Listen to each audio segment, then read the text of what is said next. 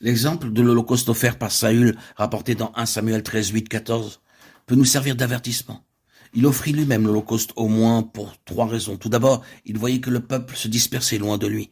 Ensuite, Samuel n'était pas venu au temps fixé. Et enfin, les Philistins s'étaient rassemblés à Michmash et étaient sur le point de venir l'attaquer à Gilgal. À cause de tout cela, il s'était fait violence pour offrir l'Holocauste. Saül n'avait rien fait de mal car il avait offert un sacrifice au Seigneur. Il pensa dans son cœur, comment pouvoir recevoir l'aide si les serfs du Seigneur sans prier. Il en conclut que s'il priait davantage, il s'attirerait les faveurs de Dieu. S'il accomplissait un peu plus de son service envers le Seigneur, il recevrait la puissance pour délivrer son peuple de la main des ennemis. Saül a dû être bien surpris lorsque Samuel lui déclara « Tu as agi en insensé. Tu n'as pas observé le commandement que l'Éternel, ton Dieu, t'avait ordonné. L'Éternel aurait affermi pour toujours ton règne sur Israël, et maintenant ton règne ne durera pas. L'Éternel s'est choisi un homme selon son cœur, et l'Éternel l'a destiné à être le chef de son peuple, parce que tu n'as pas observé ce que l'Éternel t'avait commandé. 1 Samuel 13, 13, 14. Le « je me suis dit » au verset 12 de Saül n'était pas un ordre de Dieu. Par cela même, nous apprenons que Dieu désire que nous le servions selon ses ordres et non pas d'après nos pensées ou nos suppositions. Toute œuvre qui a pour base nos suppositions ou nos plans sera rejetée par le Seigneur, car il cherche un homme selon son cœur. Il apprécie beaucoup plus notre obéissance que ce que nous faisons.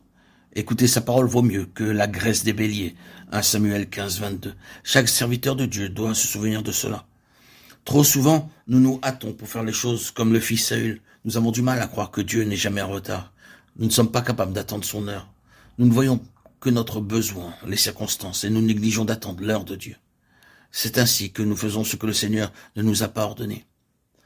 Nous savons que Saül fut rejeté par Dieu, parce qu'il avait été trop zélé, trop impatient d'offrir le sacrifice et trop hâtif dans la prière.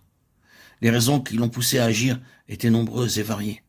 Toutefois, Dieu, pendant ce temps-là, avait trouvé un homme selon son cœur, et il l'avait désigné comme roi sur son peuple. L'homme que le Seigneur désire n'est pas quelqu'un d'irréfléchi, d'empressé, au point de ne pas savoir attendre. Si nous avions dû choisir, nous aurions sans nul doute opté pour quelqu'un de semblable à Saül. N'était-il pas un homme hors de l'ordinaire? Il dépassait de la tête tout le peuple. Cependant, Dieu ne cherchait pas un homme hors du commun, mais un homme selon son propre cœur.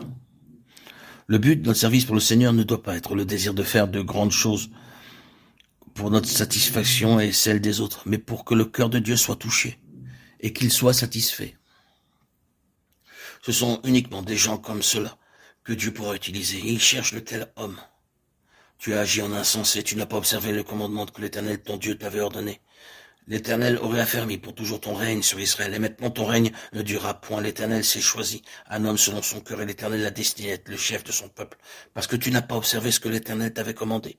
1 Samuel 13, 13, 14.